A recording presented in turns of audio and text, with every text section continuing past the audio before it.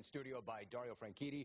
Dario, it is great to see you. How you doing? Doing well, thank you. All right, so for the first time in 4 years, you are not in the running for a series championship. That's really not a place that you're accustomed to being. What's it like not to be in the fight? It sucks. It sucks. I came in today with Rick Mears. We're going to another appearance, and we're driving in. I said, I just missed the buzz and the pressure of that championship situation. And yeah, it's crap. And it's our own fault. We're not in it, and it doesn't feel very good. All right, so how is it your fault? What happened this year? We just had a tough year. We just didn't get it done. You know, sometimes we lack performance. When we did have the performance, we didn't get the job done. We didn't complete the thing. And it's a team sport. Every part of our organization made some mistakes. Apart from Indianapolis, which the target team finished 1-2. So that was, if you're going to have a good day, it's best to have. If you're going to win one, you want to win Indy 500. Absolutely. Or the Indy 500. You've done that 3 times now. Does that take any of the sting out of not defending the series championship? It does.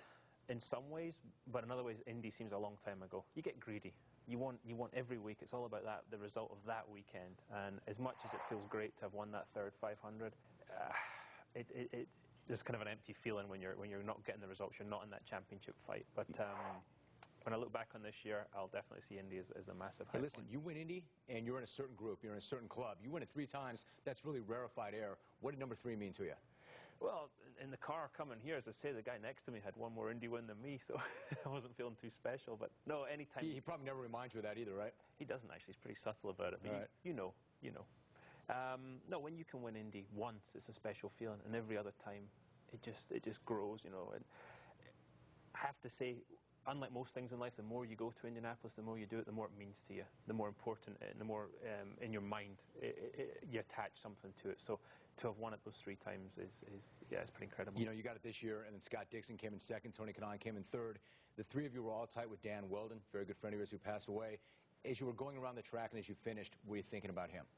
I was on the last yellow flag, which is unusual. Normally I'm just tunnel vision on what's going on. But I actually looked on the pole and I saw Scott, myself, Tony up there, and I thought, you know, I'm not really sure he cares which one of us wins it here, but it's good that we're up there. And then when we crossed the finish line in that 1-2-3 situation, I thought, nah, he'd be laughing at this. And it was nice to be able to dedicate the win to him. You know, you knew him and met him when you were 6. You know what you sign up for. You know it's a very, very dangerous business. But when he passed away tragically in the car, at that point, did you think to yourself, maybe I don't need this and maybe I don't want to do this? It's definitely a question, I think, in a situation like that you ask yourself.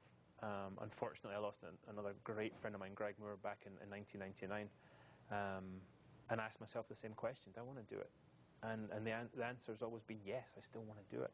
And it was the same last year with Dan's passing, and people are probably thinking, well, that's kind of crazy. But it's something you accept. If you get in a car, any racing car, it's something you have to accept, and I love what, and I accept the dangers. It's tough on family and friends, but it's something I love to do. You know, you've got a year left on that deal with Ganassi, and you're really competing at a high level. It's not the year you wanted to have, but you're still playing the game at a very high level.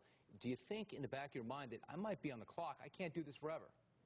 It's definitely something you know. There's an age thing going on. You know, I'll be 40 in May. And it's in the back of my mind, and I'm always sort of making sure and checking that am I still doing the job? And you know, you look at qualifying this year, we qualified 6 times on the front row, back to back. So we're still getting it done in terms of the important areas. We just need to. It's interesting, though, but you're checking yourself. You're asking yourself the right questions. I mean, what goes first? Is it the hand-eye? Is it your athletic ability, or do you just lose the stomach for it and that will to sell out and do what you have to do? I think it's the desire. Yeah. In my opinion, the first thing to go would be the desire. And when that goes, it's time to stop. Because in our team, in the target team, we have maybe 100 people that are there just for Scott and I to get us on the track so we can win. And they put their lives into this. And so if I'm not prepared to do it, and I'm not prepared to give it 100%, if I'm only prepared to 95%, it's time to go. Have you noticed any slippage in that regard, in terms of desire? No. I wish I did sometimes, because it would make life easier when the results are bad. But I still get as pissed off when I don't do well, and I'm still as happy when I win. So, yeah, I think I've got a while left yet. Hey, listen, what about the results? I mean, every time you talk about this, it's always about the team. It's never about the driver. It's about the team. Can you separate yourself at any point? For instance, if the team finishes 9th, is it possible that you could still have a good year yourself driving? I mean, there's races I've driven well. There's races I've had a good car and maybe made a couple of mistakes. I don't think you can separate it. You all look at your part in things and you say, okay, I can improve here, I can improve there. The engineers are doing the same. The guys doing the pit stops are doing the same. Guys doing the strategy.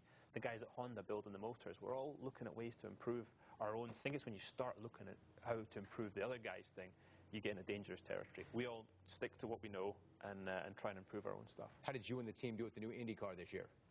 Sometimes we've done well with it. We did well with it at Indy, and sometimes we've missed. Early in the season, we really weren't very good with it. I had to adapt it to my driving style, and you know, still in the races, sometimes we find we're missing it a little bit. Qualifying, as I said, we've done a better job, but still sometimes in the races, we're not where we need to be yet. All right, next up, Fontana right here in Southern California. Dario, good to have you on the show. Thanks so much. Thanks, Jim. Appreciate that.